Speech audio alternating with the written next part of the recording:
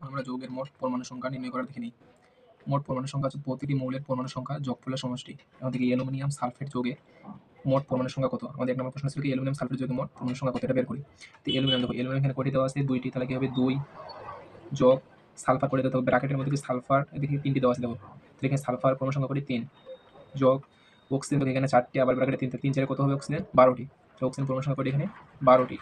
Total যোগ করলে কত আসে? ৩ ২ ৫, ৫ আর ১২ কত হয়? ১৭ টি। তো আমাদের অ্যালুমিনিয়াম সালফেট যৌগের মোট পরমাণু সংখ্যা কতটি এখানে? ১৭ টি।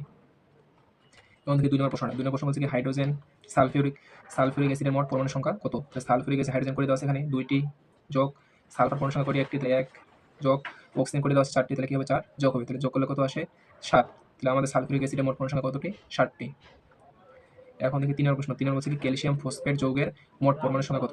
তো ক্যালসিয়াম ফসফেট যৌগের মোট পরমাণু সংখ্যা কত? তাহলে আমাদেরকে আগে সংখ্যাটা জানতে হবে। ক্যালসিয়াম ফসফেটের সংখ্যা কি? ক্যালসিয়াম ফসফেটের সংখ্যা হচ্ছে Ca3PO4 2, Ca3PO4 2, এটা হচ্ছে আমাদের ক্যালসিয়াম ফসফেটের সংখ্যা। এখন এটা আমরা কি করবো? মোট পরমাণু সংখ্যাটা বের করবো। তো মোট পরমাণু সংখ্যা কি? ক্যালসিয়াম করে দেওয়া আছে ৩ টি, ৩ যোগ ফসফরাস করে দেওয়া আছে দেখো ২ টি, ২ যোগ অক্সিজেন করে দেওয়া আছে ৪ দুগুণে কত হয়? ৮ টি, তাহলে অক্সিজেন পরমাণু সংখ্যা ৪ টি, তাহলে ৮ যোগ হয়ে যাবে। ইকুয়াল করলে কত আসে? ৮ ৩ 11, 11 2 কত হয়? 13। তাহলে আমাদের ক্যালসিয়াম ফসফেট যৌগের মোট পরমাণু সংখ্যা কত? 13। এখন দেখি ৪ নম্বরটা বলছে কি তুত কপার সালফেট ৫ অণু কি পানি যৌগে মোট পরমাণু সংখ্যা কত? এবার কত হবে? তাহলে কপার করে দেওয়া আছে ১ টি, যোগ সালফার করে দেওয়া আছে ১ টি, যোগ অক্সিজেন করে দেওয়া আছে এখানে ৪ টি, যোগ হাইড্রোজেন করে দেওয়া আছে ৫ দুগুণে কতটি হয়? ১০ টি। হাইড্রোজেন সংখ্যা কত? ১০ টি। যোগ দেখো এই ৫ এর সাথে কিন্তু ৫টা কিন্তু অক্সিজেনের সাথে গুণ আছে। তো ৫ মোল পানি, তাহলে কি ৫টা অক্সিজেন দেওয়া আছে এখানে। তাহলে কি হয়ে যাবে?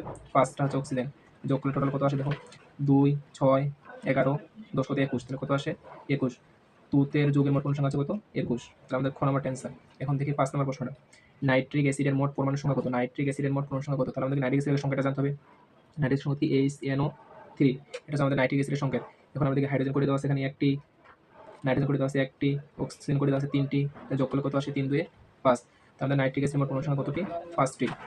এখন দেখি ৬ নম্বরটা। ৬ বলছে কি হাইড্রোজেন ফসফেটের মোট পরমাণু সংখ্যা কত? হাইড্রোজেন করে দেওয়া আছে এখানে ৩ টি, ফসফরাস করে দেওয়া আছে এখানে ১ টি, অক্সিজেন করে দেওয়া আছে এখানে ৪ টি, তাহলে ৪ কে যোগ হয়ে যাবে, তাহলে কত আসে? ৩ কে ৪, ৪ যোগ ৪ কত হয়? ৮ হয়।